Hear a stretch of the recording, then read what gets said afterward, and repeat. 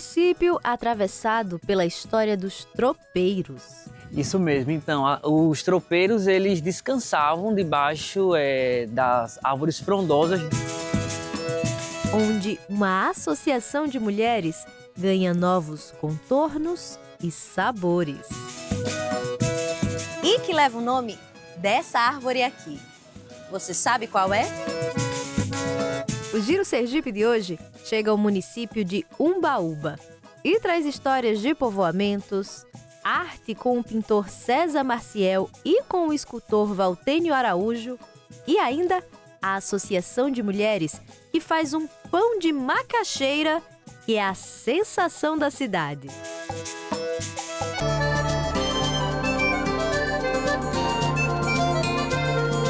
Distante cerca de 100 quilômetros de Aracaju, no sul sergipano, está o município de Umbaúba. Aqui vivem cerca de 24 mil habitantes, divididos entre a cidade e os quase 30 povoados. E, como a gente ama descobrir as origens dos municípios sergipanos, aqui em Umbaúba a gente vai atrás de um desses povoados. Localizado a 20 minutinhos da cidade, o povoado Campinhos é hoje marcado pela agricultura de subsistência, plantações de laranja e ainda algumas poucas marcas da origem de Umbaúba. Professor, explica para o pessoal de casa especificamente onde é que a gente está. A gente está no povoado Campinhos, município de Umbaúba, o povoado mais antigo do município, que fez parte da colonização aqui da nossa região sul do estado, através do colonizador Belchior Dias de Moreira. Massa. E o senhor fala que essa povoação pós-colonização começa daqui. Por quê? Como é que se deu esse início dessa povoação por aqui? Então, o desenvolvimento daqui do povoado Campinhos tem a estrada que ela corta tanto a antiga Vila do Espírito Santo, atual Indiaroba, quanto ao sentido do município de Itabaianinha e também nas proximidades da antiga sede do município, que é Cristinápolis, antiga Vila Cristina. Sim. E os tropeiros, Ian? Porque me falaram que a história de Umbaúba também está ligada, né, a essa passagem de muitos tropeiros. Isso mesmo, então, os tropeiros eles descansavam debaixo das árvores frondosas de Umbaúba. E aí é que acontece que o pessoal ficava chamando Umbaúba, Umbaúba, e aí surgem as primeiras bodegas, o comércio já começa a surgir fortemente, porque passavam tropeiros de tantos de Indiaroba, quanto de Itabaianinha, e até mesmo de Itabaiana Grande, que veio para cá, para Umbaúba. É por isso que Umbaúba é conhecida como uma cidade de um comércio forte e rico, porque já corre na veia da cidade, que é o mais popular. Por conta dos tropeiros, né? Por conta dos tropeiros. Gente, e o interessante também é que o nome do município ficou o nome da árvore, Umbaúba. Aqui existiam muitas, então, umbaúbas, e era o local onde eles costumavam descansar, a sombra das umbaúbas. Então, isso mesmo. Em 1926, o povoado é elevado à categoria de distrito. Em 1938, Getúlio Vargas eleva as povoações mais desenvolvidas acima de 100 casas à categoria de vila. E aí, Umbaúba era Vila de Cristinápolis e tinha uma representação forte. Tinha um vereador que o nome era Zeca Ribeiro, filho aqui de Umbaúba, e ele fez uma propositura, um projeto de lei para que modificasse o nome para município de Nossa Senhora da Guia. Só que a Câmara de Vila Cristina, os 5 vereadores, que já era Cristinápolis, eles rejeitaram esse projeto e conservaram o nome mais antigo, que é Umbaúba. Umbaúba, gente. E eu perguntei para o senhor dizer especificamente onde a gente está, porque eu também quero que o senhor fale dessa residência, gente. Ele trouxe a gente especificamente para cá, para frente, porque é uma das casas mais antigas, né, que não foi completamente, né, destruída, ela ainda existe de alguma maneira, né? Mas é uma casa datada do século XIX, né, esse ano. Isso mesmo, a Feira Livre de Umbaúba, ela surge em 1979, lá na sede, aos domingos, em 1879. Só que antes, aqui por volta de 1800 e 600, já existia essa residência, porque aqui era a sede de um engenho.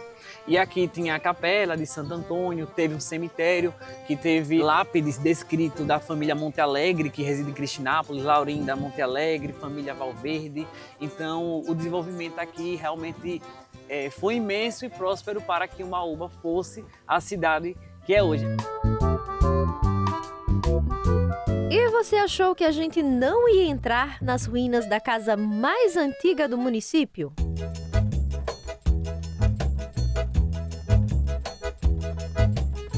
Professor, o que é que resta, né, da origem do século XIX dessa casa? Então, as paredes de adobo, ou então adobe, como algumas pessoas costumam chamá-las, o telhado antigo, as portadas antiquíssimas, parede de taipa e o próprio piso. Embaixo aqui dessa terra, o piso é o original. É o original.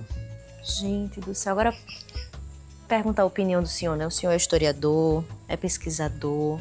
Como é que o senhor é ubaubense? Como é que o senhor se sente vendo o atual estado que está a casa mais antiga, uma casa histórica do município de Umbaúba?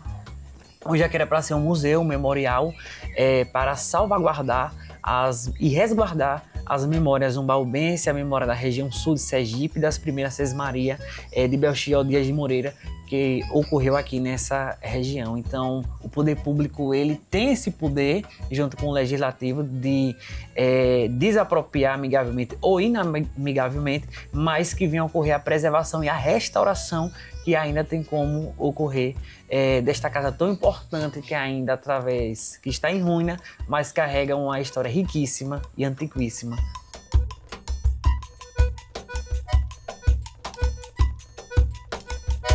Então, nós estamos numa história bem interessante que, em épocas bem antigas, quando funcionava aqui uma festa grandiosa, né, para o povoado, que vinham pessoas de todas as redondezas próximas aqui para comemorar a festa de Santo Antônio.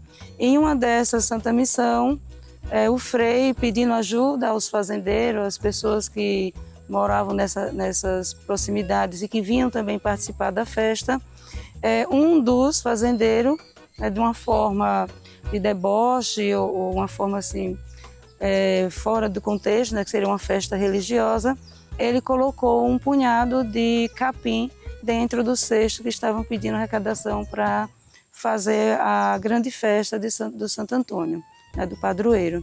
E aí o frei rogou uma praga nessa localidade, que futuramente ia haver poucos pastos e muito mato. A devoção era muito grande. Como a questão religiosa católica é bastante intensa, né, nessas povoações, né, a religião católica sempre esteve presente. Então, Santo Antônio era o padroeiro que todos os anos se comemorava essa festa aqui. Tinha uma capelinha logo ali na frente, quando a gente chegou, hoje só tem as ruínas, infelizmente, né, por conta das pessoas não preservarem a sua história, que esse povoado esteve sempre interligado ao desenvolvimento, ao município de Umbaúba. Então, seria interessante que as pessoas tivessem preservado, porque está aqui, nessa localidade, muita história que faz parte da nossa gente. E se a gente está falando de origens, a gente precisa falar das povoações indígenas.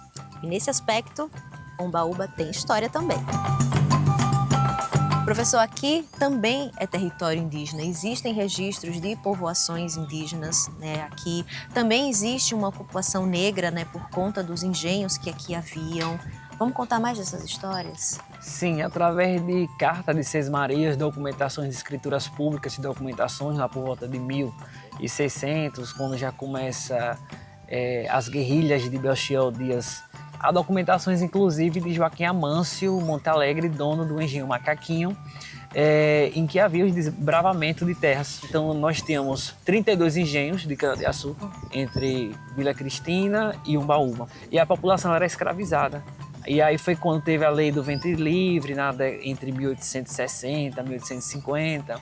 E aí veio depois a sanção da lei da Princesa Isabel, que começou a desmembração dessa exploração escravocrata aqui na região. E foi quando realmente o município ele passa a surgir.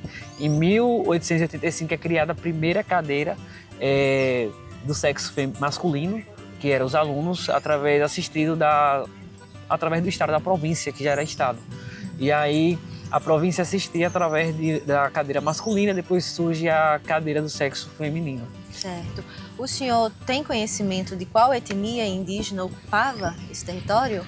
Então, há documentações que os indígenas de Tomar Ligeiro eram quiriris, mas por volta de 1960, o professor Claudemir Silva ele fez um estudo arqueológico e descobriu que eles eram aratus, porque eles eram sepultados em peças de artefatos de barros, e nessas peças de barro eles eram sepultados meia terra e meia fora, que eram em porrões.